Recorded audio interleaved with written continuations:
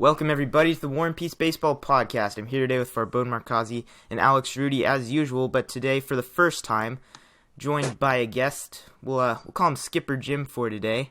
How you doing, Skip? I'm doing very well, thank you. Yep. So took us a little bit over a year to get a guest on here. We've been barking up your tree for about a couple months and just haven't been able to work anything out. But what are your thoughts right now? We're like. Feeling good? Here's my clap, by the way. Yep. No pre-game jitters for you? That's my coaching clap. The skipper's clap? Yeah. All right. Arms fully forward, hands one palm up, the other one down. Yep, we're clapping for the beginning of the Major League season, which is only a couple days away. It's all the nerves right now. Most people are just waiting those last couple days to finally watch some real baseball. Spring training's winding down, but there have been plenty of relevant stories around spring training and roster decisions that we will go through today that are all very fantasy relevant, so keep that in mind as we go forward as well. Let's go ahead and jump right into it here. We will talk about the Blue Jays first. Their fifth starter, they named Aaron Sanchez over Drew Hutchinson. Is it Hutchison or it's Hutchison, right? Hutchison. Sounds like I'm sneezing. Aaron Sanchez makes the Blue Jays rotation after pitching out of the bullpen for most of last year. This is big. He's a big power arm.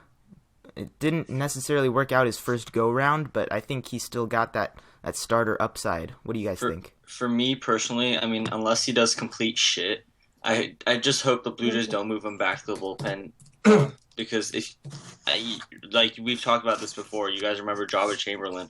He was moved back and forth from starter to bullpen and stunts his growth. And I like Sanchez in the rotation. Just out of curiosity, how do you define complete shit? Keep it PG, guys. It's a really good start. Well, I mean like what's the cutoff? When does it become over 4.5? Yeah, I think that's fair. Okay. Farbode doesn't have words for that. He doesn't know. He doesn't know. I agree. I honestly like him better in the bullpen. That's my personal take. I prefer him as the eventual closer for the team.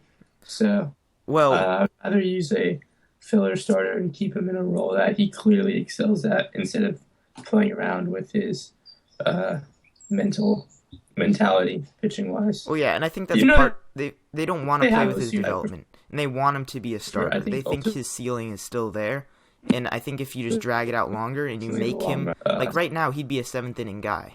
Is that throw him in the rotation? Come on. Like, he did well in the bullpen. He could be better as a starter. I mean, that's what they drafted him as. That's what they think he is. If you give him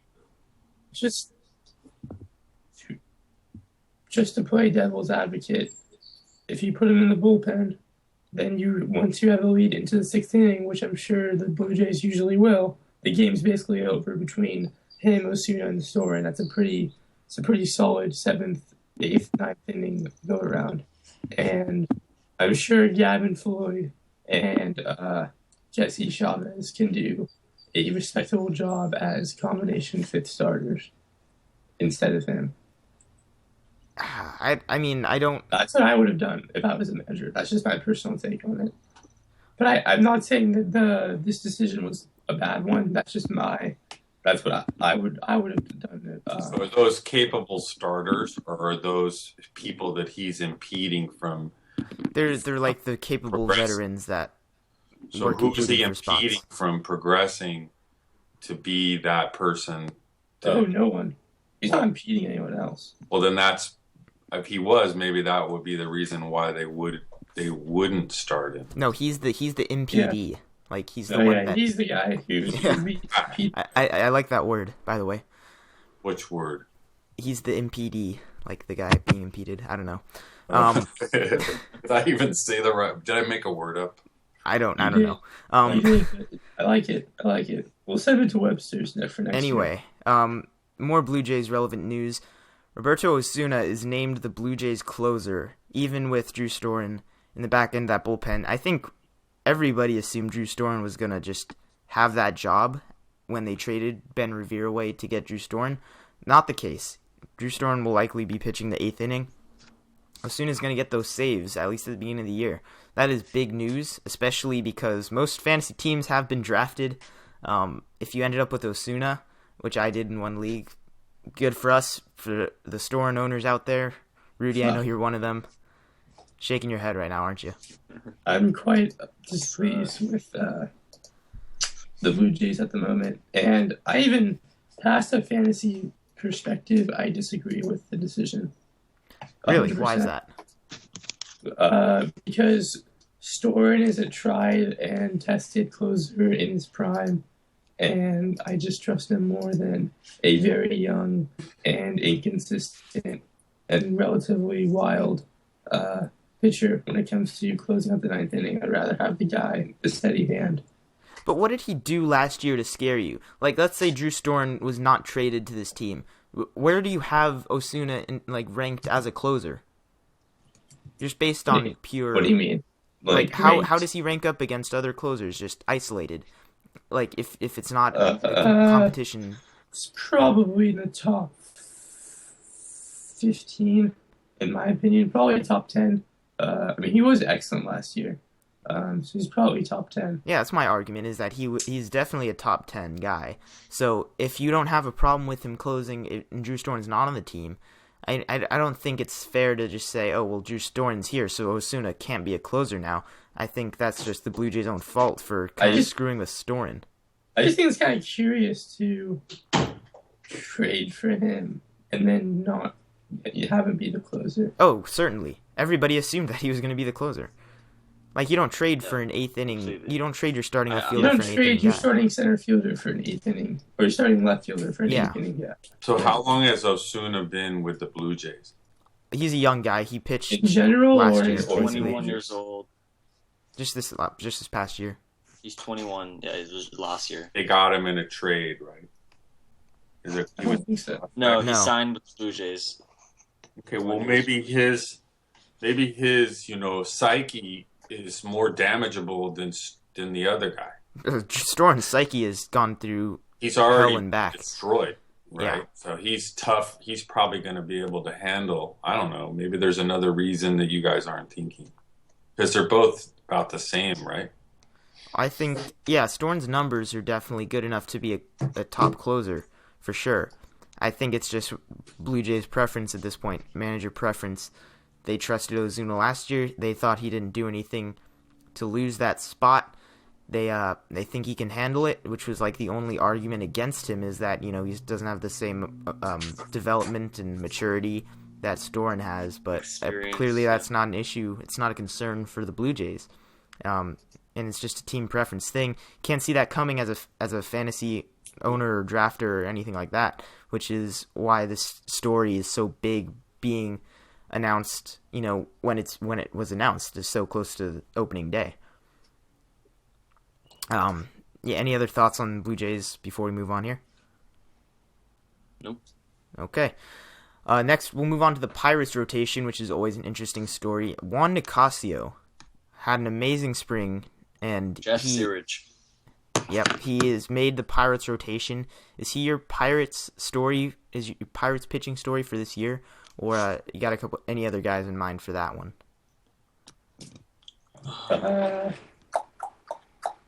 I mean, considering he's going from the Colorado Rockies career, where anyone and their mother gets shelled pitching there, he seems a likely success story. Pitching in a new, safe environment, pitcher-friendly, and with that pitching coach. Clubhouse. I don't know what Jeff Searage does. I mean, Jeff Searage clearly sacrifices a lot of Dominican prospects to the gods to ensure that his blood rituals succeed. Well, that's a new sacrifice right there. I haven't heard that one yet. He freaking turned Joe Blanton into a decent pitcher again. I'm kind of surprised. I mean, he made Edison Volquez into legitimate starter. I mean, he made Francisco Liriano consistent. Jeff Locke. I'm really excited to see what he does with Jonathan Neese this year. Oh yeah, that's gonna be interesting. I was a big Nice fan before he was even on the Pirates for whatever reason. So now I have even more reason to like him. But with Nicasio, like, his spring numbers don't really matter, but his numbers mattered. He was striking out like 8 to 10 batters a game over 5 innings, and I think that's real. His stuff is strikeout stuff. It depends on how it translates over the course of a whole season. It's not going to be, top 50 pitcher type stuff in my mind, but he could crack the top 60 for sure. if he pitches like he's shown he can. So keep that in mind going forward as well. Let's talk about the Astros now. They're starting first baseman. Did you talk about the Astros? Did that wake you up there? Talking about the Astros? Can I ask a question before we move on here? Of course. Yeah. Alex, Joe, Rudy, are you a pitcher? That's what they tell me, though. That's what they tell me. I often ask myself that. I'm pretty sure you're a pitcher. Are you a pitcher or a thrower?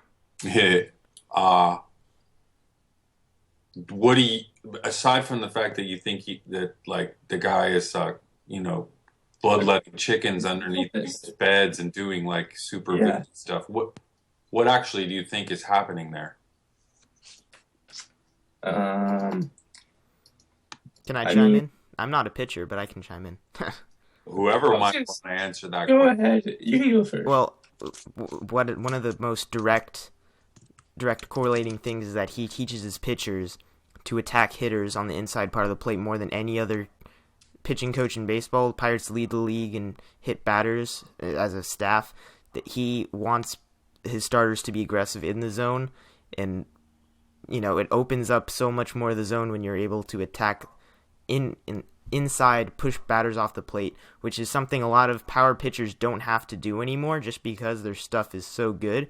Like you don't see Matt Harvey needing to brush guys back. He can just overpower a guy with a fastball over the plate. Think they don't have to do that, or do you think it's just something that people stopped? I think emphasizing? I think there's no reason people stop doing it because there's no safety concerns. There's no concerns like that. I think really it just has been pitchers don't need to pitch that way where they need to brush batters back and attack them inside as hard. I mean, they have to work inside, but pitchers have really a lot more diverse arsenals now. They have a lot more power stuff. They have a lot more weapons they can use that don't require them to take that same approach. But Pirates guys, they throw a lot of fastballs. They throw fastballs and fastball counts, which is what a lot of teams still don't do, and they're not afraid to throw it, and he just helps them do it successfully. I don't know how else to put it. I mean, the thing he's done with Jay Happ, with Joe Blanton, it's with Edison Volquez, with everyone, it's amazing. Farbode, you're a pitcher too, right? Yeah. Okay, well, I'm gonna argue that Alex Yui could be somewhat incorrect because this is the first thing I ever learned outside of just pitching. The first time someone ever really had a conversation to me as a pitcher, that was the first thing I learned. They teach you that in T-ball. Don't be afraid to pitch inside. To bust a person in? They teach you that in T-ball? I'm just kidding. Oh, well, no. It's T-ball. Come on. At the high school level, you're not supposed to throw it at all. You're supposed to never throw it, essentially. Right, so I don't hear that anymore in the lexicon. I heard it. That's what I'm saying. It was the first thing I heard as a philosophy of pitching. And I really don't hear it more. There is a different respect about the way people play the game. They don't bust people in anymore. It's like the batter started wearing armor and all these things. Battle armor. Yeah, well, that's a factor. And if you're telling me that this guy's saying to bust people in, man, that's a really good idea of why they're doing well. I think there's a couple things. One, the guys that the Pirates have been making into success stories were never guys who didn't have the ability to succeed. Everyone always knew that in the right situation with the right coaching, They were these just guys never consistent. had the stuff and had the arms to be excellent pitchers. Yeah, they were just never consistent or repeated their deliveries. I mean, Liriano wasn't consistent? Never. No. But he was also pretty highly touted. He was a good pitcher. Burnett, Volquez. Year to year was unbelievably inconsistent. Volquez.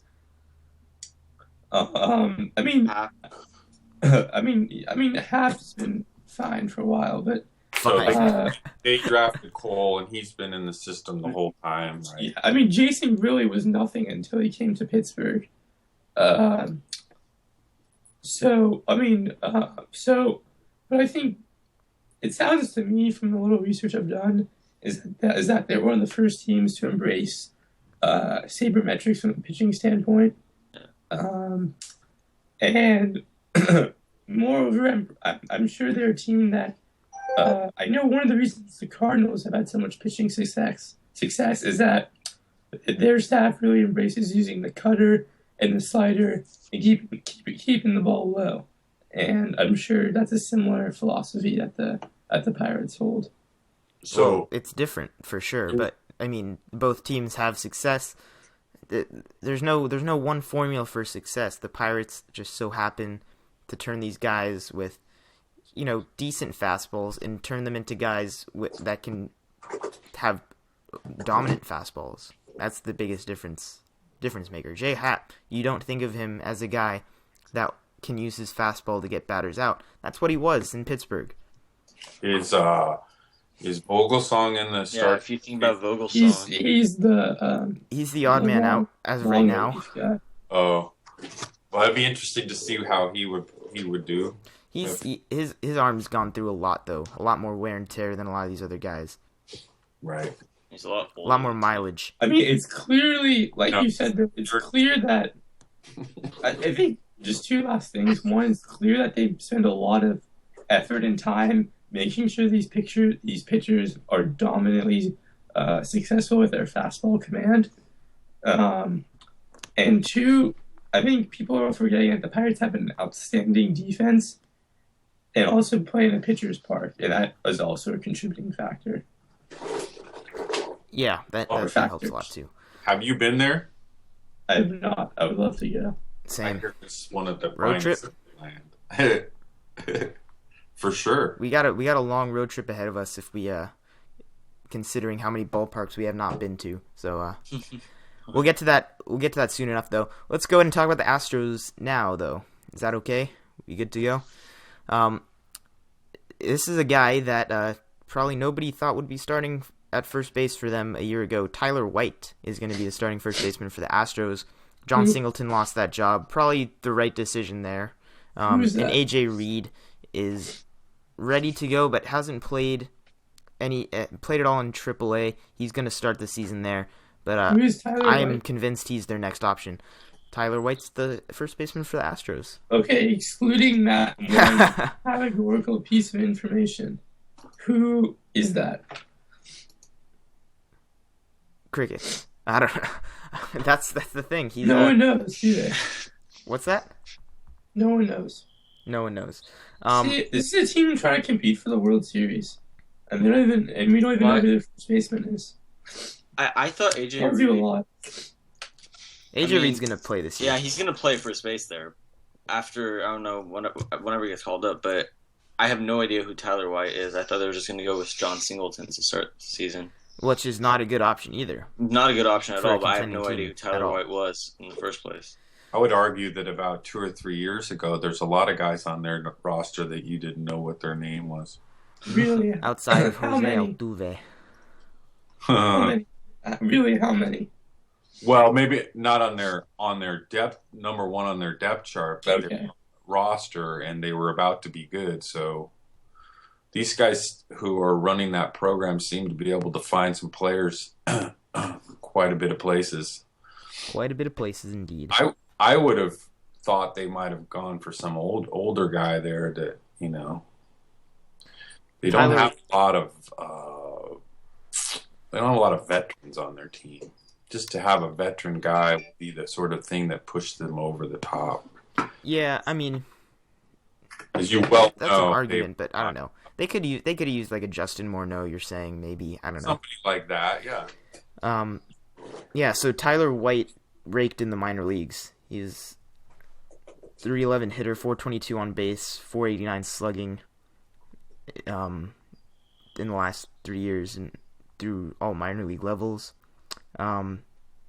Pretty good strikeout rate for a guy like that. Actually really good. Walks more than he strikes out. Didn't notice that. I think he's a very safe option in terms of as far as minor leaguers go. Probably not the same kind of power you'd see from John Singleton, but certainly looks like a safer option from what I've seen based on minor league numbers. And, as I said, AJ Reed's call-up time is going to depend solely on how well Tyler White plays. So if he plays well and he breaks out, sorry, AJ Reed's probably not going to have a spot. So keep that in mind, too. Is Singleton, like, at the Ace Hardware trying to figure out how to fill that hole in his bat that he's had for... Is that the guy you're talking about? Yeah, that guy. They released him? Yeah. How does They that... released who? No, they didn't release him. Yeah. But they still have that other guy. The one that they got from the A's a couple years ago, Chris Carter. No, No. he's gone. He's a Brewer. He's on. Yeah, he's a Brewer. Oh, my bad. That's who I was thinking of. My God. Also, Matt Duffy, not your San Francisco Giants Matt Duffy. Who's Astros another Matt one? Duffy also made the team is going to be platooning third base with Luis Valbuena. If you're interested in the platoon splits in deeper leagues, whatever, for fantasy purposes, But that's they happening have, though. Jed Lowry. Nope, he's A again. Oakland Athletic. God damn it, I'm behind. You are behind. Who is this? Oh yeah, that makes sense. Okay, I'm good. You good? You caught up? All right. Yeah. Any more on the Astros before we move on here? Nope. All right. Well, they could also play Gaddis at first base. But they're probably not going to do that. He Yeah. seems like DH 100% now. He doesn't even bring the glove to the field anymore. Just brings the stick, ready to go every day. That's the goal. Yeah. All right. Let's talk about the Indians now. Trevor Bauer.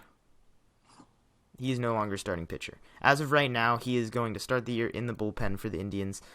Terry Francona said he will start though eventually. Like he will make starts when needed. He might come back into the rotation, but right now they think he needs to be in the bullpen. I don't think anybody saw this coming because he looked like the 4 starter in the rotation, and now he's out of the rotation. Well, think about it this way: the other guys who are starting over him, Tomlin and Anderson, right? Yeah. Are they older? Tomlin is, I think. Tomlin's not a young guy. Anderson's pretty young, but Oh, he's not the a same not a age, high right? upside guy either. I can't figure out why they would do this other than there were no options for the other guys. They're all healthy, and Bauer needed to have his nose rubbed in his own poop for 20 minutes That's an image. because he was a bad boy last year.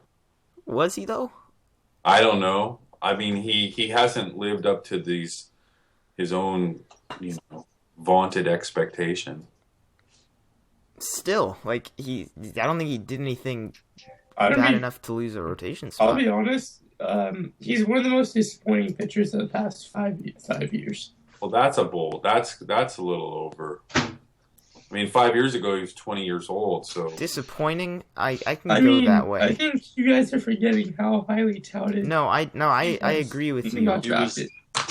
With the Diamondbacks, right? He was He may going to have- be the next. He may have been drafted after Garrett Cole, but he was like, I mean, He was the Sports experts Illustrated pretty cover much- good.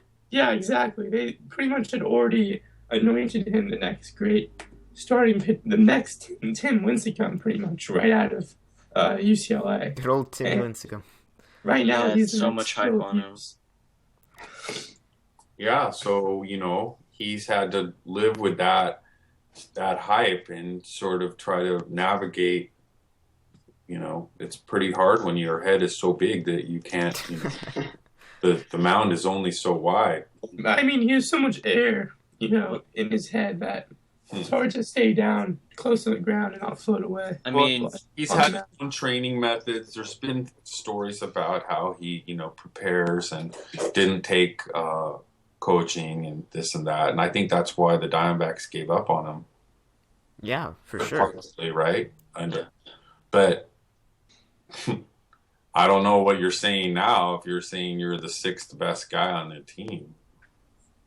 I just don't see how this helps him in any way from a career development. I think they're over helping him. I think it's just wrong. Like they're incorrect about how you rank him as a starting pitcher. Like Cody Anderson, he's okay, but he's not going to be better than Trevor Bauer would have been.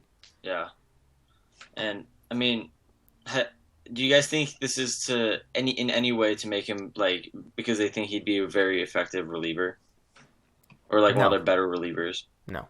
I mean, there's always the hope that he's going to do well where he is, but that's not why. They're not we're going to make this guy into the best setup man ever. No. Yeah, I know. These are the pros on the salaries. How much money does he make? Not much. So when is he up for a new contract? No idea. He's not that relevant of a player. He's not a big contract guy. He's not. There's no contract. There's no money playing into this year, like it does in a lot of cases, which is probably why they feel fine putting him in the bullpen. Yeah. Well, the chances are that not all these other five guys are going to stay healthy. There's a very good chance, which is why Terry Francona said Bauer will start when we need him to start. He's not done as a starting pitcher. I just think they're wrong, straight up. Yeah. Let's talk about the Rockies now, who traded for one of the most unstable shortstops right now in Jose Reyes last year in that terrible Troy Tulowitzki deal. So Jose Reyes has been dealing with some things. We'll just leave it at that. He is likely not going to. He's likely going to be suspended first of all, but he hasn't played at all in spring training, so he was not going to start for opening day anyway. I believe Trevor Story is the man. What's that? I believe that the charges were dropped. He's getting a suspension. Yeah, the charges were dropped. His because the wife wasn't cooperating with police. Yeah. MLB can still issue suspensions based on their own policy, and he's getting a suspension. Okay. Aroldis Chapman Married. got a suspension, no charges. So it's that type of situation. Probably a little worse for Reyes, but he's probably going to face 30 games at least. Trevor Story, though, is going to be the starting shortstop for the Rockies, and he's a weird guy. He is not a top 100 prospect, but he played very well in his minor league career. He's not an old guy. He hits for some power, not going to hit for a great average, plays replacement level defense, I guess. But in Coors Field, everybody's relevant. Right? Am I wrong? Yeah. So. Well, and his manager was a shortstop. Well, okay. Maybe he knows. Maybe he knows something you and I don't know. I'm saying he is one of the more compelling shortstops, just based on how weak the position is in general. What I just said was, if you're a shortstop as a manager and you're picking your shortstop, don't you think you would have a pretty good idea which one you should? Oh yeah, and he definitely earned the job in spring training too. He hit well in spring training, showed that power, showed off the glove a little bit. The average is what it is, but it's not detrimental. Coors Field will boost that a little bit too, I'm sure. Have someone that's really good that's waiting in the wings. They have a very young guy for 2018, Brendan Rodgers. They just drafted. Right. They don't have another shortstop ready to go. They had Christian Adames, who's another prospect. Did not earn the spot. Straight up, he's not a highly touted Rodgers prospect. is a much higher prospect than Trevor Story was. Who correct? was? The guy you mentioned, Rodgers. Oh, much higher. He's gonna be a stud, but he's got drafted last year. He's not playing until 2018, probably 2017 at latest or at earliest. So at the best, you think this guy is just a placemat until the real Sure, short. Brendan Rodgers can also probably change positions if they need him to. He can be a first baseman if they need him to. He's a big guy. Like, Well, if he it's a could play first possibility. and short, he could play all the infield positions. Trevor Story can? I don't know. Well, you have DJ LeMahieu at second base, who doesn't look like he's going anywhere. Jose Reyes is not part of the long-term picture. Ben Paulson, nice player, but not. He can lose his job to anybody who's willing to take it. It's all up for grabs in the best hitter's park in baseball, and considering how weak of a position shortstop is, Trevor Story seems like a very viable option. Is it alright if we play a little bit of a name game where I'm gonna say a shortstop and you're gonna say if you'd rather have Story or this guy that I name for the next year? Can I just ask a question before Yeah. you do that? Can you give me some background on Trevor Story, like how good he's supposed to be? Again, he was never a top 100 prospect. I don't even know if he's top 5 in the Rockies organization, but hit very well in the minor league level. So he's Trey Turner, basically. No, a lot less raw tools, like less speed. So he's probably more power than Jordy Turner will have, but his offense is what has taken a bigger leap. He didn't come up. He hasn't played. He hasn't played yet either, Oh. but he's played at all minor league levels and done Can you give fairly me like well. a comparable player to base Comparable player. Yes. I think he can be Addison Russell with less speed. So shit. Well, here's the thing. I think Addison Russell is going to be pretty good this year too. Oh, you mean future Addison Russell? I thought you meant last year. In terms Addison. of who he is as a baseball player, like he can have that 20 home run power like Addison Russell has. He doesn't hit for the great average right now, but the hitting has definitely been improving over the last 3 years. He can be that type of player that can hit 275 with 20 home runs and 7 to 10 stolen bases possibly. So let's let's start with that. Who would you rather have this year, Addison Russell or Trevor Story? Why don't you go around and ask each of us one? Okay, Skipper Jim. Who are you taking? As a manager? As a fantasy owner. Fantasy owner? Yeah. I would take Story because the possibilities are probably more giant. That's quite the breakdown. Guy though. I know the real reason why you picked Trevor Story and not Addison Russell, but because I don't feel like sharing that right now. Whoa. No, really. I mean, if the upside could be greater, that's why I would do it. Do you like? I think Addison Russell has a lot of upside. As much upside as any player has right now. Well, because he didn't.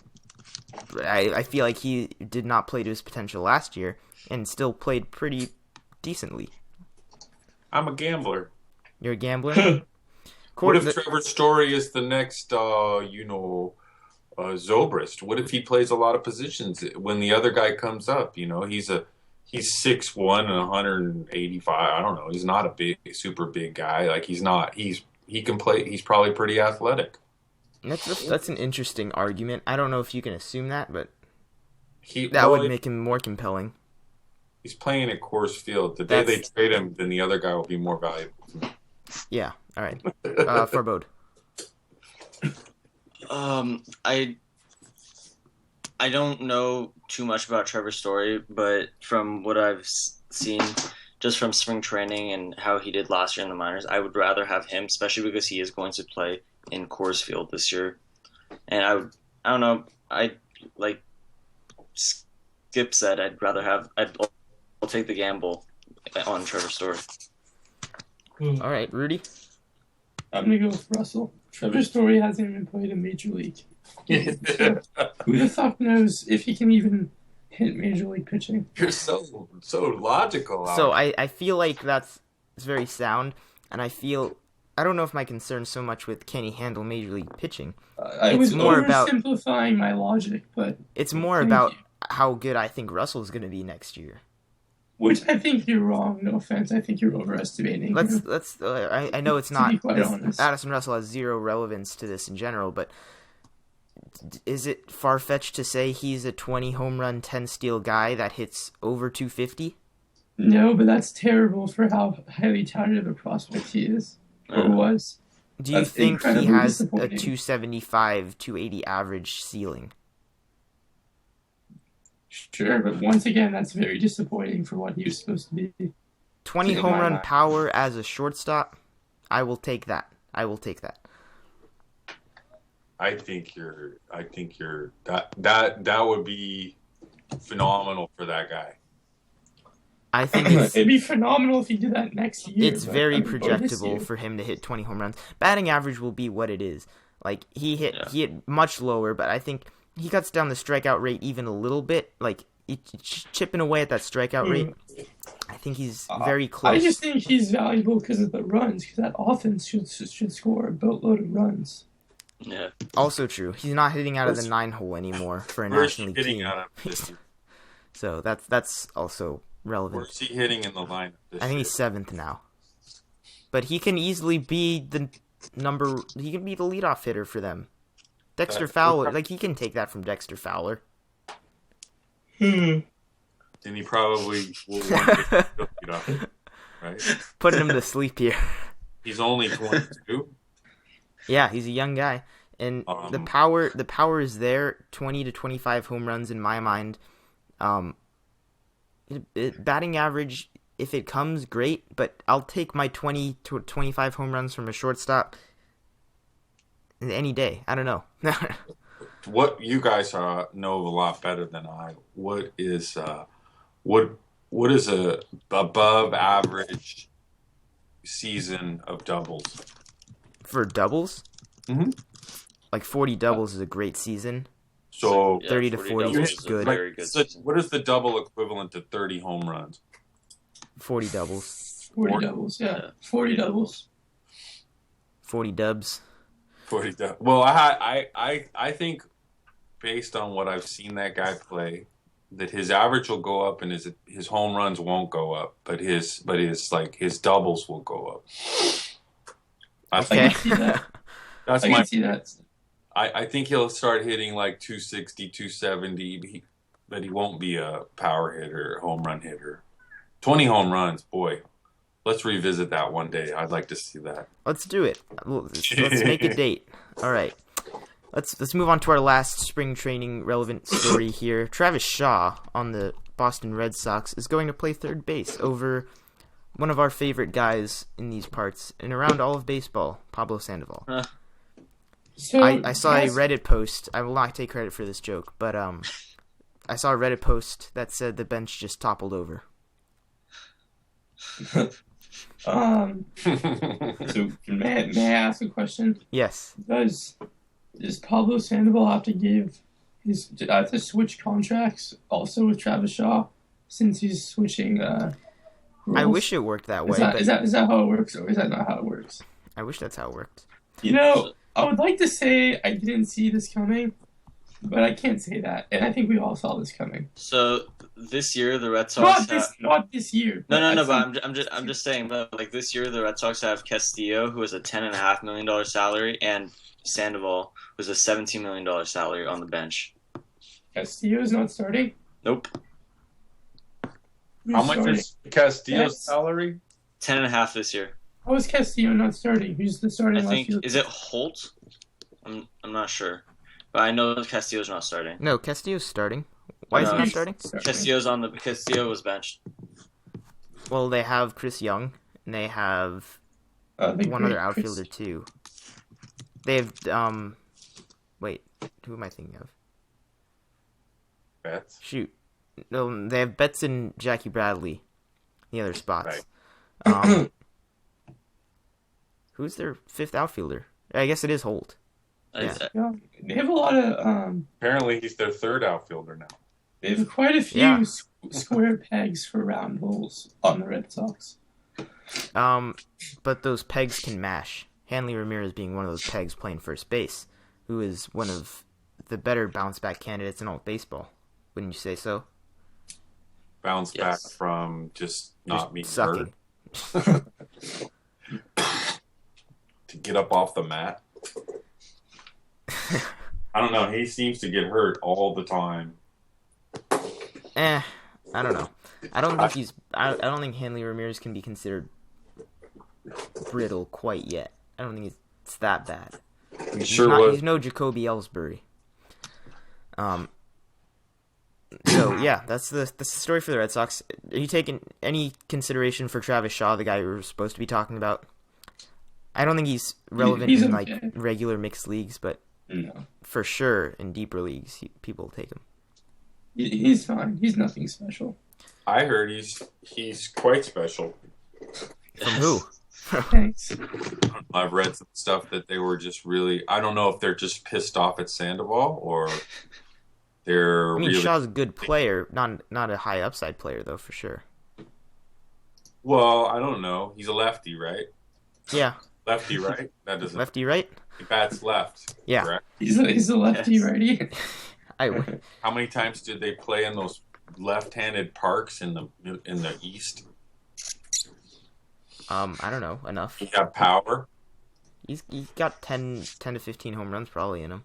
I'm gonna go ahead right now and predict that he's gonna hit more home runs than Addison Russell. Oh, I'm writing this one down. Let's put a little wager on it. Wanna? Is that legal? Shaw hit 13 homers last year. You take me for a chocolate milkshake at Alex Rudy's favorite restaurant, Ruby's. Ooh, Shaw hit 13 homers last year in 65 games. Oh, well then... Shut! Be quiet! Wow, wait, what a working it over here. Way to ruin the bet right there. I'm still gonna take the bet, but I mean, in terms of my projection, I was very wrong. He's definitely 15 to 20 homer guy. I think you already lost that bet. I was. No, I'm taking the bet still. I'm still taking Russell this year over Shaw. Okay. In terms of home runs. I like that you're stick to it. I'm sticking to it. Later on, we can make a bet that Hanley Ramirez will be injured before, July. We could make a bet who gets injured first, Tulowitzki or Hanley Ramirez. Oh, God. I think Tulowitzki's already hurt. Tulowitzki's already hurt, and he's just keeping it quiet. Yeah, so that's all the fantasy relevant stories we have for today. That was a good talk. It was a nice rundown. Covered a lot of teams, a lot more teams than than the names mentioned. But that's how it goes. The kings of tangents. It is prediction time, though. I should have mentioned this at the beginning of the podcast that we were going to do predictions, but here they are. These are going to be our 2016 predictions. We're going to go through all the division and wildcard winners, along with like Championship Series, World Series stuff, and then our MVP, Cy Young, Rookie of the Year. The classic predictions. This is when it's happening. It's all happening here right now. Do you guys even have these prepared, or? Not all of them. Well, like 2 of them. Can I ask you a question? Are you going to be writing them down so that we all... That is a good idea. I will do that. Why don't you ask us each division step one at a time? And that's how it's going to go. Okay. Let's start in the American League, why don't we? Let's start with the American League East. Who do you have winning the AL East? Blue Jays. Ooh, the Blue Jays sweep from you 3. I'm going to be a little bit bold and say the Red Sox. Okay. I think you told me before you're a Yankee fan, though, right? I am. That's big for you. I don't see it because of the starting rotation, mostly. That's big for you to have to pick the Red Sox. It's my prediction. It's just how I feel. I mean, I'm also a Yankees fan, and I don't have Red Sox winning.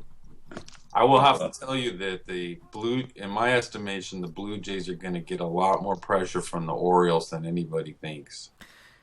The Orioles?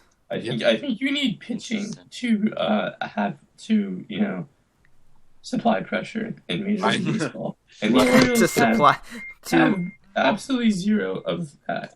Well, they haven't had pitching in the last 3 years, and they've been right there all the time. So we'll see. That's fair. I also think that the Devil Rays, or the Rays, The Devil Rays. Wow. going to surprise people. That's a blast from the past. All right, let's keep it moving along, though. Let's talk about the Central now. Who are you guys taking? Oh, this The one. Tigers. I had the Tigers over. I don't like the Royals. Okay. You don't like them, or you don't think they're good? I don't think they can pull off their magic. So again. you think, who do you have? I Have didn't. the Tigers. You ended up with the Tigers. I have the White Sox. Jim. The White Sox. I'm gonna keep the bold theme right here. I'm gonna say the Twins. What? Ugh. Ugh. And hear me out on this one. What? In No. in arguably the No. weakest pitching No, division in you're all of wrong. baseball, You're just- the you're Twins' just wrong. offense, I think, can be the best. Hey, Alex. You're wrong. And I the think the there's thing some about the people that Tigers, the fall Tigers off are the one bench. injury away from not having a great lineup. I think you need to seriously consider your your credentials to host a baseball podcast after that decision. I've told you what I think about like how good these teams are. These are predictions. All bets are off right now, okay, bud? I think your infatuation with Byron Buxton has clouded your brain. A lot more of it has to do with Miguel Sano, actually. Machine. What's that? Machine. Alex Machine. Yeah, what's up? I believe that you could put all there are 5 teams, right, in that division? Yeah. You could put all 5 teams on the dartboard. You could throw a dart, and any one of them is going to be the right answer. And I think the Twins have just as much chance. So I don't think it's crazy. I like the I Twins' offense more than most people do. I liked I would say that. everything about their team. Well, that's a bold statement, even for me. I'm But gonna- okay. I'm gonna say one word. I'm gonna say one word, and then we can move on. Pitching. None of them have pitching. The Indians have pitching. That's it.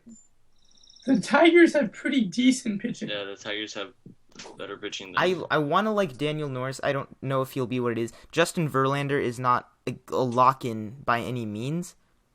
Like, he's shown he can be good, but he has not shown he's Jordan back. Zimmerman.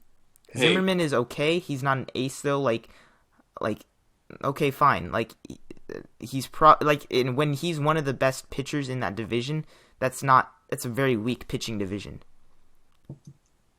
So I think you're absolutely correct. I think the Twins are better than people think.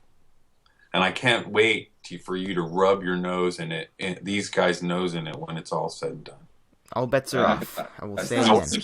The White Sox are just a little bit better. Ooh, Todd Father. All right. Yeah. Let's talk about the AL West. Who you guys got? Astros. Astros?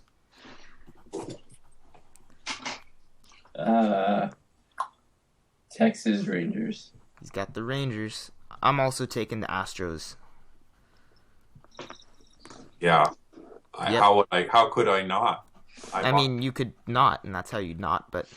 I bought the hat. Actually, Oh, you've got a hat. Okay. I'm gonna switch to the Astros. I changed my mind. I forgot. I I believe forgot they I have bought Doug Fister.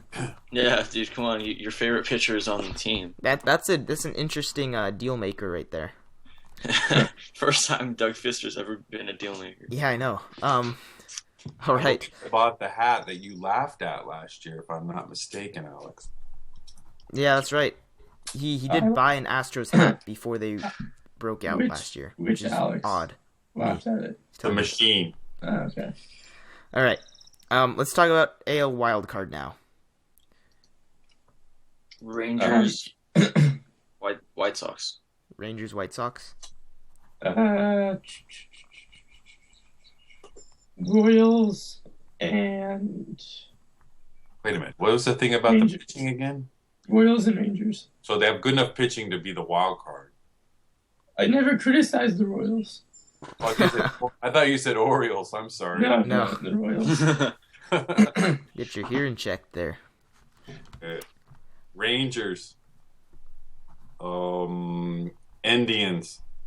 Ooh, he's taken a second Central team as well. I am Maybe going to. Orioles. Okay.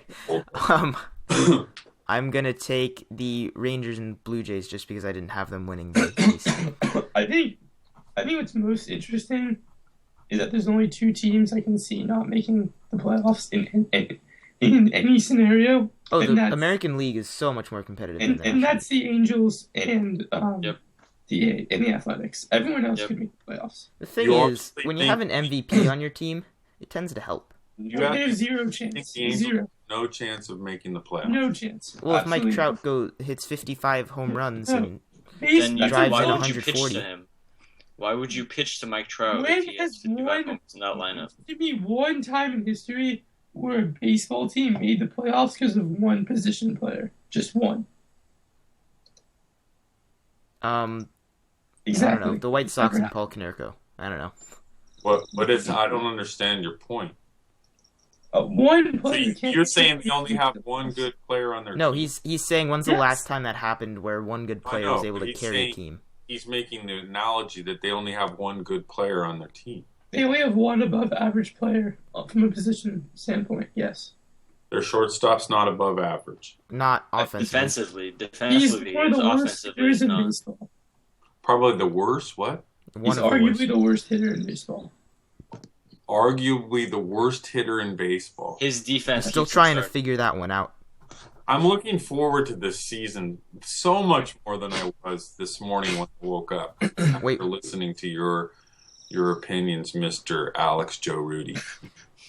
Where does the Joe come from? Can I ask the question? The Angels are Terrible. Yes, they're horrible.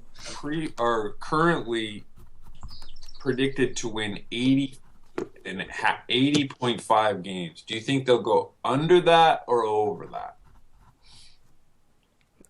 85 under. Can I pick? 80.5. Oh, Hey, can 80.5? I'll take the... Can I Over. take 80.5 exactly? Because that's what I'd be over. I would take 80.5. He's winning that bet. I'm the over on that. So one. The would you eternal bet- optimist. Would you bet me Mike, if I thought they is were going to the go over reason. that? I'm the over by 0.5. So you think Yes. they're going to win 81 games? Yeah. Over by They're 0.5. going to Sure. be 500 team. Rudy figured out the error in his math there.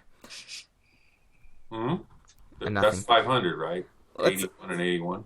So let's get through some more of these predictions because Farbode only has a few more minutes. I want to get through those for him. NL East. Let's do NL East. Do it.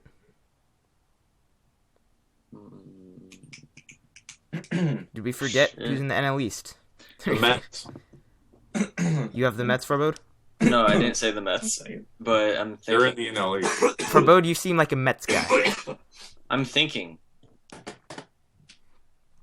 I believe the Mets and the Nationals will play right down to the end. Yeah, because those two teams are. I'm gonna take Very the good. Mets. I still don't think you. I love the pitching of the Mets. Yeah, you're right, Uwe. Yep, I pegged you.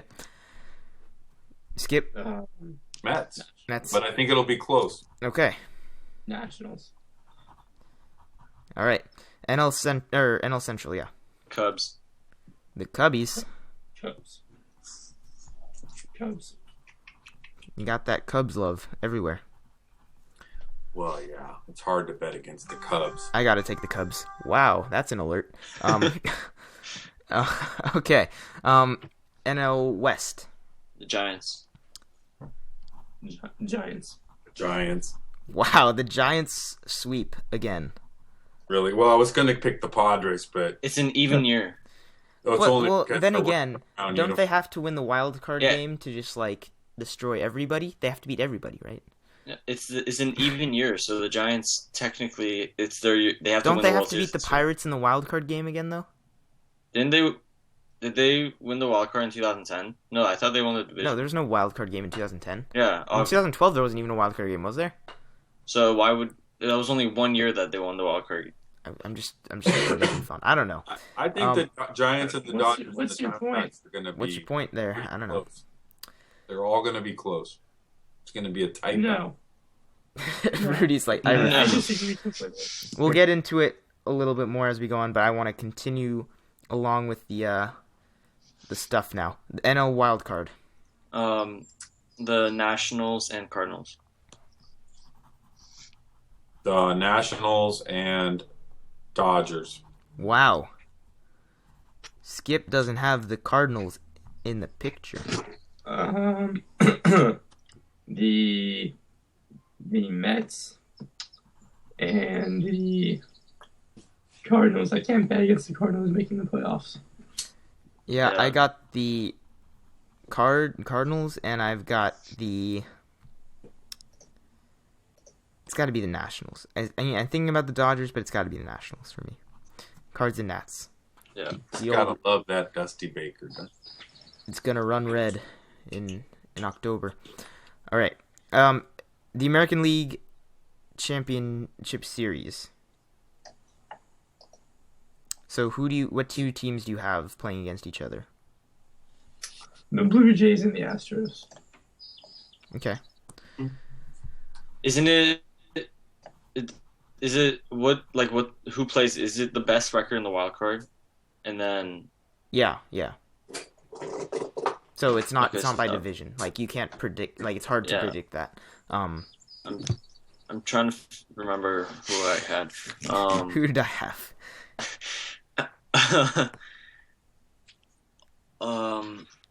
Nobody's showing the Royals very much love, are they? Nope. All three we're of all us haters. despise the Royals. So You mean the Fight So Club? you despise the Red Sox too, don't you? They're the Fight Club. No, the I mean, the Royals are the Kansas City Fight Club I had the Royals making. Yeah, the in these parts. I had them making the. Oh, playoffs. in the championship series, I think it would be the Astros and Blue Jays. Okay. We're really going on a limb there. I'm going to. I'm gonna go ahead and go out on the limb and say it's gonna be the Astros and the White Sox. Oh ho ho! Remember He's how got both they his. laugh- He's got both his bold predictions in the Remember past how 2 years they laugh playing at against me each other. every year, Alex. All right. I'm going to take a good old Texas matchup: Astros and Rangers. Ooh, yeah, the Rangers are gonna be tough. That would be really fun to watch, by the way. That would be. Good for baseball. All right. NLCS. Who you got? Yeah. Cubbies and Giants. Well, another limb climber. Who is not going to Yeah. have the Giants here? By the way. I have Cubbies and Giants. You can't have the Giants not in there if it's an even year. I'm gonna say the Giants and the Mets. Uh-huh. Ooh, Cubbies. Interesting. Real limb climber there. So we got to go to the World Series. Sorry. I'm going to be bold again. Cardinals and Giants. Yeah, that's never happened. It's bold for this year. Right. Okay. All right. Is it really though? And then the World Series matchup, and then your winner, if you would. From those, are you going or should I go? You can go. I'm thinking. Well, it sounds like most of you guys have the Giants. Is that fair to say? Yeah. No. No, not fair. Okay. Wait. Wait. I'm taking the Astros and the Giants, and I'm taking the Astros to win it all. You're taking the Astros and Giants, and you're taking the Astros to win. Yes, sir. I'm curious what you have to say, Movie, about who you think is gonna win it all. So I think we're gonna have a little bit of a throwback to the Rangers and Giants, and the Giants are gonna win. Whoa. Oh shit. That was 2 years ago, right? I have. That was not. That was 2010. That was. Who did the ago. Giants win? Did they win 2 years ago? Yep, that's how it works with the even year winners. Skip. Okay, but who did they win? Who did they beat that year? 2 years ago. The Royals. Royals, right. They beat the Royals. They beat They the beat Tigers. the They beat the Tigers in 12. the They beat Tigers- the Rangers in 10. Yeah. Gotcha. Okay, I have I'll, this- Back for me. Giants, Astros, Giants win it. I'll try to be different slightly. I'll have the Giants beating the Blue Jays. Uh huh. You know, we're all going to be wrong. Oh yeah. That's the whole fun of predictions, you know? All right. So 3 of us have the even year champs taking it back. So Can I ask you a question about the Royals real quickly? wait, Farbode, how much do you have enough time to get through your MVP, Cy Young Rookie of the Year? I can go to like 5 more minutes max. Yeah. So I think we get through these first. Make sure he gets those locked in, and then we can discuss our picks a little bit more if you like. Okay. Let's do AL MVP though first. Shit.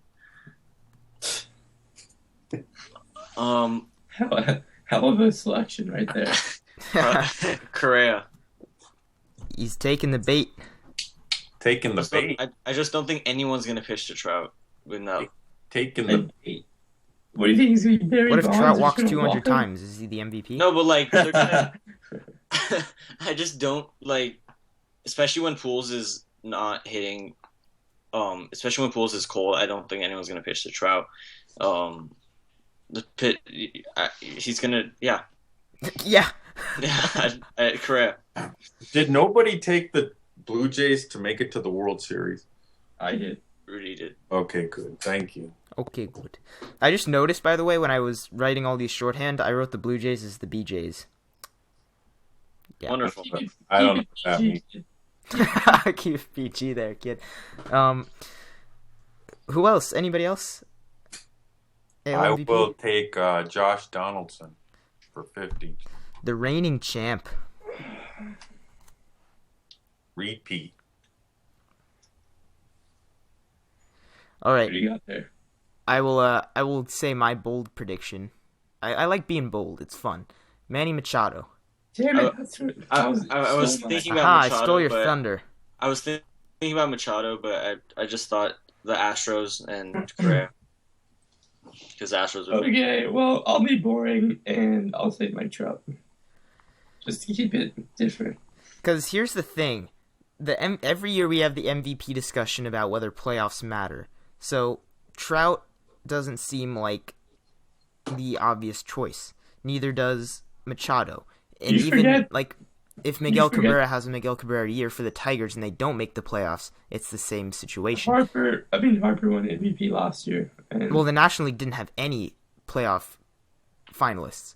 So I Exactly. think Machado or Trout, their numbers will be good enough to make that argument. so you agree For them. Okay, I see. Well, I have Machado. The Orioles are not going to make the playoffs, but I think Machado is going to have just good enough numbers to where he wins this award. If that makes Okay. sense. Fair. Because Donaldson and Correa, playoff teams, right? Everybody's Yeah. assuming those for the most part. You would hope so. Yeah. Or if they don't make it, I don't think they should be MVPs. It's that argument. NL MVP, go. Harper. Harper. He's the reigning MVP. Yes, He is. I'm going to say Buster Posey. Wow. Oh, ho, ho. Oh, Oh, that's like Minnesota Twin level. the Posinator. Bold. Man, I'm gonna. Minnesota Twin level bold. Yeah, I'm not. a fan Minnesota of- Twin level bull I'm not right a there. fan. Between that's him and it. Zach Gozart, so I decided to go with Posey. That's some bold stuff there, Jim. I didn't know Zach Cozart was had such a hold Eligible? on your heart. Yeah. I can't not pick Harper. Yeah. Like I wanted to pick Stanton as my bold pick. I just can't do it. Can I ask you a question? Do you think that Harper is a likable character? Oh yeah, Yes. for sure. He's so unlikable that he's likable. He's I like him. villainistically likable. He's likable enough He's for like- me to love him.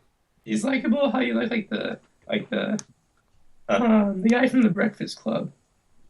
So I just remember, like, during Vladimir Guerrero's sort of heyday, I started thinking about how if I had the game on, I wasn't really watching. But every time he came up, I was so compelled to stop whatever I might be doing to just watch him. Yeah. So Harper's that kind of guy, right? Yes. Oh yeah, Yes. 100%. You're gonna Um, watch that bat out of the corner of your eye at the Hooters if you're having your wings.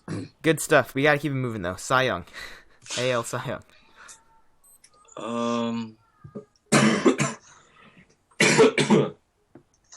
That's Chris Sale. Damn it. Ah, Wow, on the team that I predicted to win. you Interesting. predicted. I'm gonna go ahead and say Juan Nicasio. That's not even the right league. Oh, I'm sorry. I just really wanted to use that. You know, Skip, kind of trolling right now. Oh my god. Well, maybe Jared Weaver then. Are you? I Jared can't Weaver. tell. I play faster than Jared Weaver. I'm just kidding. Okay, I'm gonna good. say Sonny Gray. The Gray Man. If he stays healthy, God willing. Christopher willing. Archer. Good Ooh. Gray. Who am I taking? Shoot.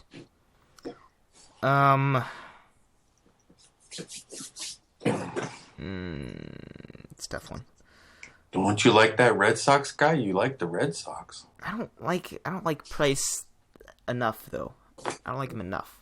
Think he's gonna shine in that stadium? Sure, I don't like him enough though.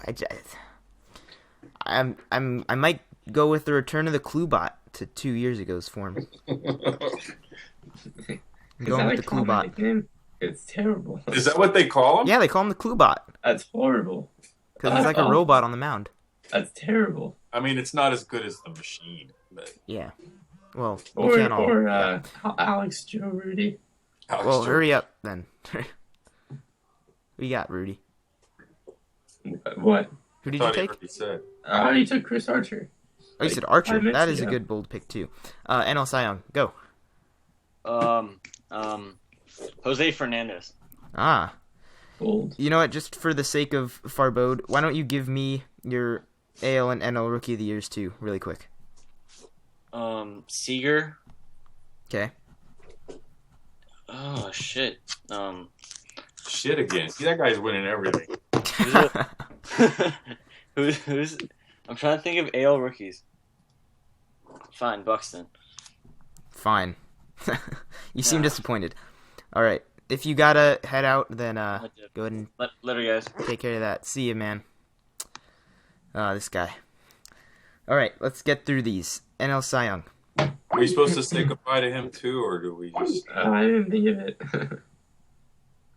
It's too late, right? Yeah, he's going. Can you edit that in later? Goodbye. Goodbye.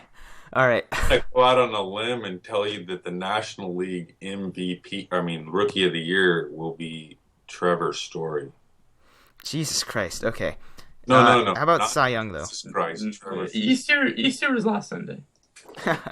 Oh, are we still on on Cy Young? Yeah. Yeah. Oh, National League Cy Young. Sorry, my apology. Juan Nicasio, right?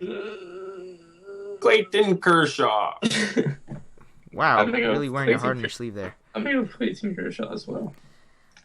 The Well, one they call Clayton. just- Yeah, Just I so gotta you take know, Kershaw. machine. It was between Kershaw and what's that guy's name? Smarja. What's that You're guy? gonna from take the third best pitcher on the Giants to win the Cy Young. Oh, wouldn't that be something? I think we're losing him.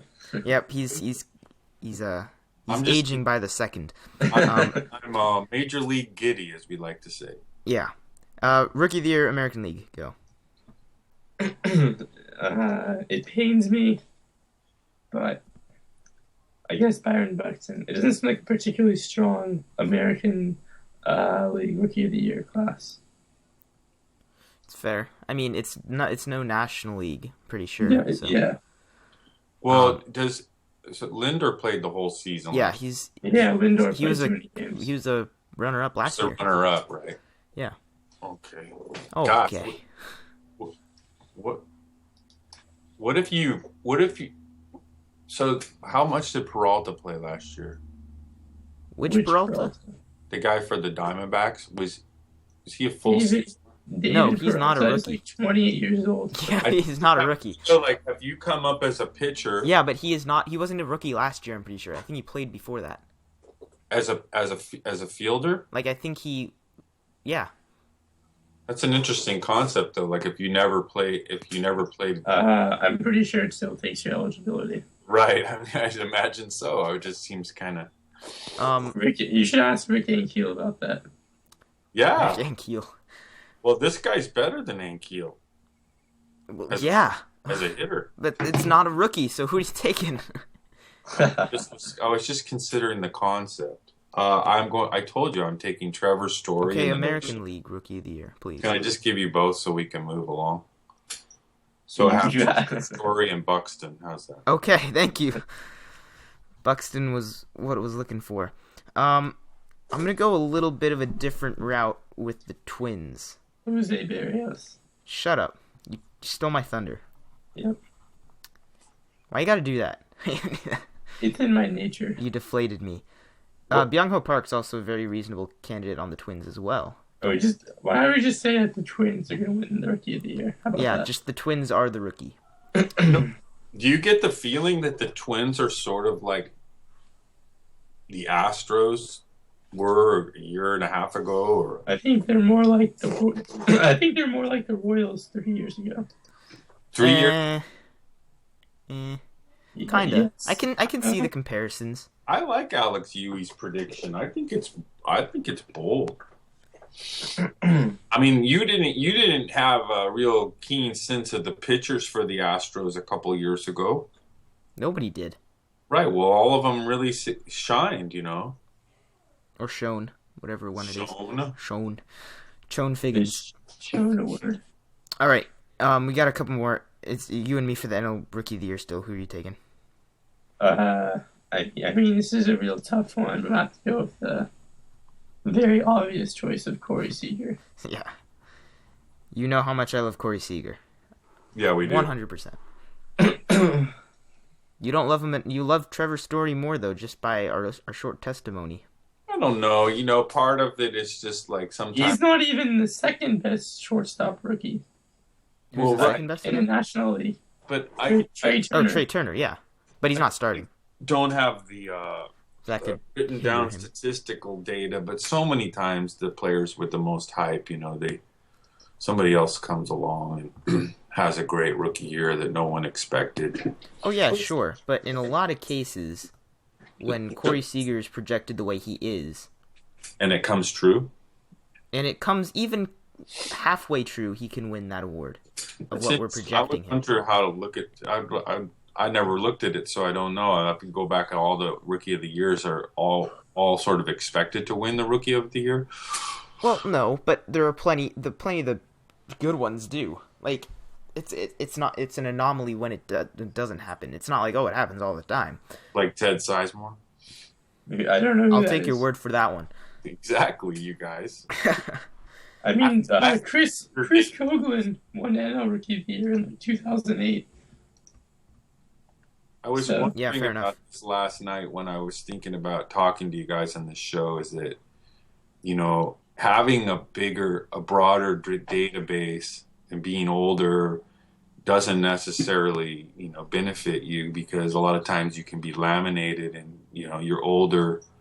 The things that were more impressionable to you at the moment that you know, that you were more in tune to everything. So you guys have a shorter bandwidth of information, but It's more higher intense. capacity for storage. It's more intense. I don't think you have a higher capacity. it's more intense. It's just more concentrated, right? Yeah. And I don't know if it's intense. It's just more. It's concentrated in the moment that we're living in. Yeah, And for sure. My wisdom of knowing more things could be good and it can be bad. Where you don't have you don't have the folly of past things to have to also pull up The burden of the past. the burden. Well, however you want to put, yeah. But you know what I'm trying to say. I do. So you can say that it's good and it's bad also, but I certainly don't. There was a time when I was your age when I I followed baseball as in depth as you do. We didn't have as much access as you do. I mean, Yeah, I would have. I don't know how. I don't. It seems like it'd be so hard to keep up with baseball with as little access as Can there you was imagine? even 20 years ago. Yeah, well, you had to get the Baseball Digest, The prospect book. digest. Yeah, I mean, Yeah, dude. that's how. I remember also, like, you would get the preseason magazines. I mean, obviously, you don't need to do that now because everything's online. But there were magazines that went out, and there weren't 40 of them. There was maybe one or two, Yeah, and that gave you all the data you could decide to look at or not look at. it's good stuff. Mm. Hmm. Yeah, Okay. that's you don't think about these things. It's Well, you don't because you don't have the bandwidth. That's what I'm trying to a say. little bit of insight from Skipper Jim here The bandwidth. on the days of old. It's got really, really existential. Yeah, I know. So we did have teams of the week lined up, but not a lot of time. Do we want to just really quick, Is that just all the awards? we got Are the you Nationals doing and the Diamondbacks this week? What about the Babe Ruth Award? Are we not doing that? No, and apparently Okay. there is a name for that award, and it's the Hank Aaron Award. So you got it wrong. Yeah. Well, We'll and never what let you live that who one does down. that go to? It's just the best offensive player, regardless of the MVP playoff status or whatever. Who won that last year? I don't know. I don't know Is if that a it now. relatively new award? No, I don't know.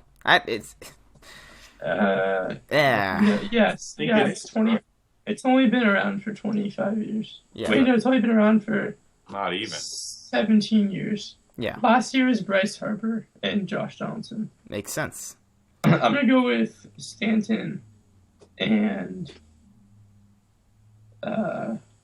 Well, you got to pick your You know MVP winners, right? He's not No. even a playoff contender. why? He's not a playoff contender. Wait a minute. We did the MVP. This is. I know. I don't Who know. cares I if don't you think make it's the an award playoff? we need to do now. Okay. It will be discussed very much throughout the course of the season, though. Offensive production is the name of the game for fantasy baseball. Yeah. So, do you guys really quick want to just talk Nationals, Diamondbacks, where you think they finish and state of their team, The Nationals are gonna win the NL East, and I think they made some curious off-season moves, but I think they have a lot of depth and a lot of talent, and I expect them to have a very good season. I don't want to talk about the Diamondbacks. It's just going to make me upset.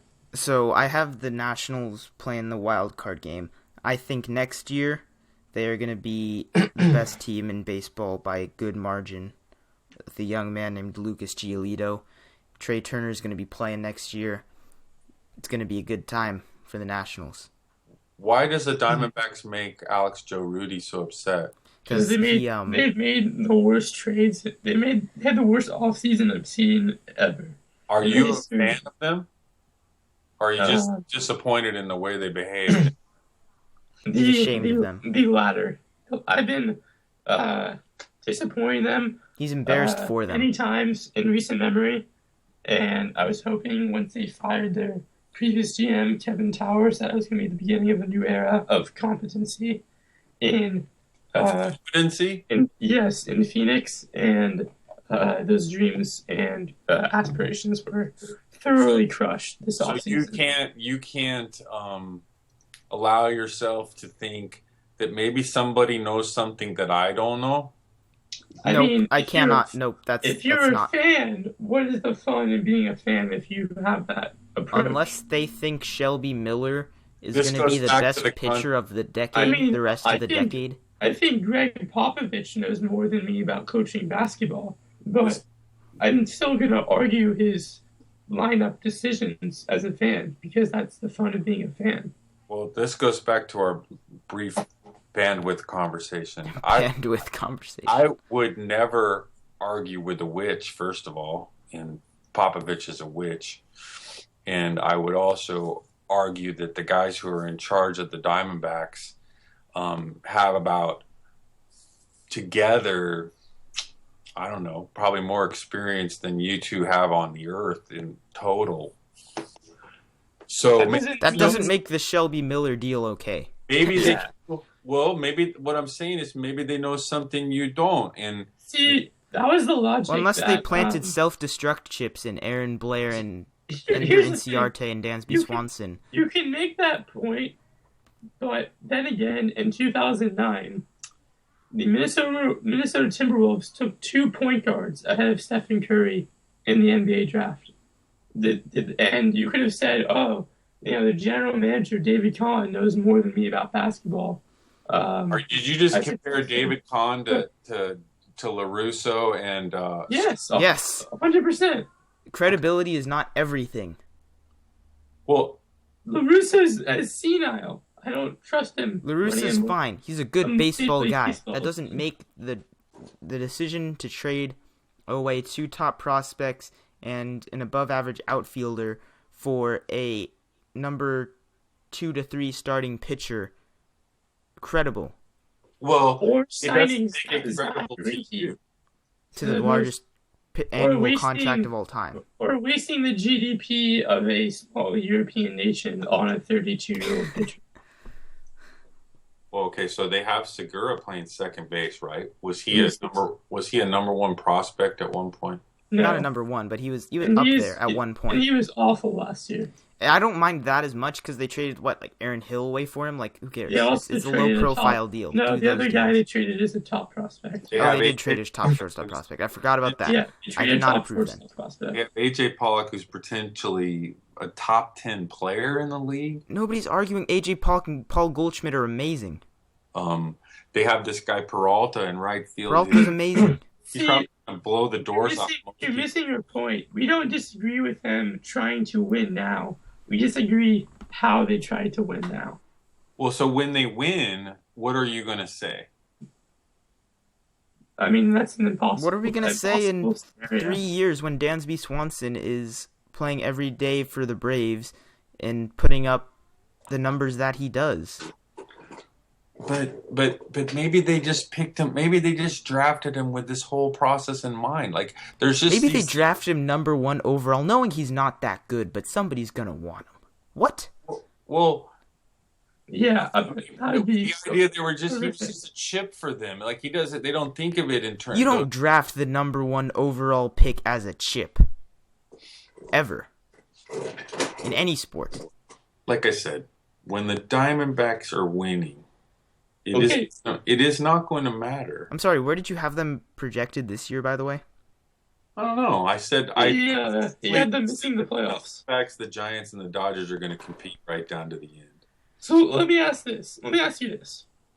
Do you personally believe that the trades they made this offseason were good trades and that you would have done them if you had the ultimate decision to say yes or no to the moves they made? You would have said yes to all of them?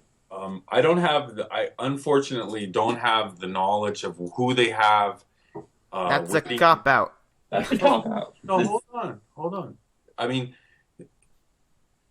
maybe they have someone below these guys on the radar of the whole league that they consider, that they rate higher. Does that make sense? Maybe there's someone in their farm system who they feel will be adequate to fill these positions that they. That doesn't matter either. Well, it does matter because then those chips that you consider valuable, you see, no, that's valuable to them. No, because that's a poor use of resources. That's a terrible use of resources to use that, to have that outlook on your team. You can't tell someone how somebody who's rich how to spend their money, and why not? I can still call them stupid for spending it the way they do. Plenty of rich people spend their money horrifically and then end up losing it all. Rich? Are you kidding me? That's a terrible. That's a horrific. He's way making to our prove point this. for rich us somehow because they have all these riches and they have a different perception of their riches than you might from where you're standing. And it's an analogy that works the same way in baseball when you have players that, first of all, I can't tell you what they think of all their players. If I had stock in the Diamondbacks, I would be selling it right now. If There's you no doubt. If you're treated, make us a financial argument, and that's to be the comparison we're making. If I had stock in the Diamondback trading company, I would be selling all of it right now. I got that. And you know what? I'd be buying it because you'd be buying it low. And currently, they're only projected to win 82 games this year. So, yeah, that's terrible for what they did this offseason. That's horrific. They should be winning the World Series for what they spent on this offseason. They're going to win more than 82. If they don't win the World Series... How do you know that? I'm going to bet that they're going to win more than 82. From what it seems like, you don't think that. What do you mean? From your overall National League projections, somebody's going to be losing these games. You have a lot of over 500 teams in the National League. Let me ask you this. You're hitting hard out, Huey. When the San Diego Padres mortgaged their future for 3 years last offseason by going win now, and everyone panned their moves, you're telling me you felt at the time that they know better than you and that you're going to trust the Padres front office and see what's going to happen? I highly doubt that. I don't think it's fair for me to compare what the two groups did. I feel like maybe the other group was trying to sell tickets. I think that the Diamondbacks are actually trying to create some sort of whatever they perceive as their plan to win games, whether the two Alexes in the room agree with it or not. I think that the Padres were attempting to put butts in the seat. I think the Diamondbacks are doing a very similar thing where it's a recently hired front office, and they're trying to... Who've been successful everywhere they've been. Let me finish. Who are trying to secure their jobs for the future and are selfishly mortgaging the team so that they can look good now and have their jobs long term.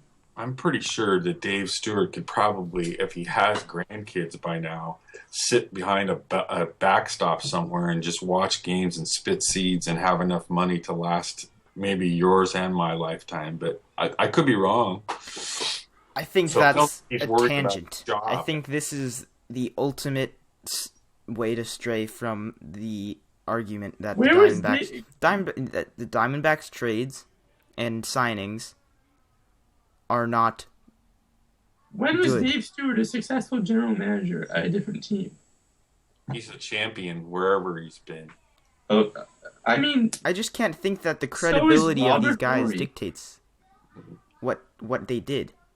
These deals are bad regardless. If freaking I don't know, like Billy Beane is one of like the most notoriously like famed managers, and he destroyed the Oakland Athletics. It's not about credibility. It doesn't make him a terrible GM. It just happened. He made bad deals. It happens. Billy Beane is notorious for making bad deals? No, he's notoriously amazing at building teams, and he made a few bad deals a couple years ago. Team's not doing great. Does that make him a bad GM? No. It's not about the guys. It's about the deals. Every deal has its own factors and credibility. I guess what I'm saying is that they're mutually exclusive. You can make bad deals and still have a team on the field that's going to win. No, that's not what I'm saying. I'm saying you can be the best GM in the world and put the wrong players out in the field because you made a well, stupid you can do deal. that too. But that's what the Diamondbacks do. That even if those deals are bad, I can't perceive to know why they made them, and if they perceive that them to be good. Let's just say we were living in a vacuum and all we saw was the team that they have. You're asking me what I think about the Diamondbacks. I think they're going to be a good team. So whether I can't root for them because they made the worst deals in quote unquote the history of baseball. You can root for them, but you can't argue that these deals are good. Well, like, I'm a Billy Beane fan. I'm a very big Billy Beane fan. When he signed Billy Butler, I was not saying, "Oh, well, I trust this guy. He knows what he's doing." That was a stupid signing at the time, and I saw it as it was. But maybe he had some other motive that you and I aren't. Sure he did. It's still a stupid deal, though. It's not Okay. about motive. Just because they have other motive or more information than you doesn't mean that it's validated instantly. No, it doesn't mean that you aren't entitled to your opinion, but we're talking about the team on the field, and you're talking about I can't root for them simply because they made bad deals. Well, okay, No, we're not. I'm not saying that at all. I don't root. I've I don't- never heard you root I for the don't- Diamondbacks I don't ever, root though. for them either way. I don't care if they win or lose. Just from a sports fan standpoint, I like to see teams be the best they can be, because I like to see the league be as competitive as possible. And in my opinion, the Diamondbacks made moves this offseason detrimental to their future. I think they have 4 good pitchers, possibly 5, possibly 6 if Bradley comes up and he actually is as good as he's supposed to be. I think their bullpen is really good. I think their closer is really good. I got a lot of power all over that lineup, and I think they're going to win a lot more games than you think they might. But they're not. And I'm going going to to pick them to win more than They're 80. not going to win anything But important. this wasn't their window. You can't see the window was not there for them to become a top team in baseball. The NL West is stacked between the Dodgers and the Giants. They couldn't do anything this offseason to overcome both those teams in 1 year. That's just not good strategy. That's not good strategy. You need to know when it's your time. How do we put a bow on this conversation? Do With you a want bet. That's how we put a bow on it. We're going to make a bet Let's- right now. We can make like I said, I think they'll win over 82 games going away. That's not good enough for me. That's what their number is. That's Vegas. That's Why is horrendous it so low? for their offseason. Probably the most boring Alex, bet what do you I've ever think that heard. Line? What? You're trying to argue that there'll be a team. Well, for the sake of argument, the Giants I think are 88, so that's 6 games. That's a 6-game difference. You have them winning the division with 88 wins? I don't. No, that's the betting line. Oh, The the betting rankings line's what you're looking at. That's what they're. I think what Vegas is saying is that these teams are going to beat the crap out of each other.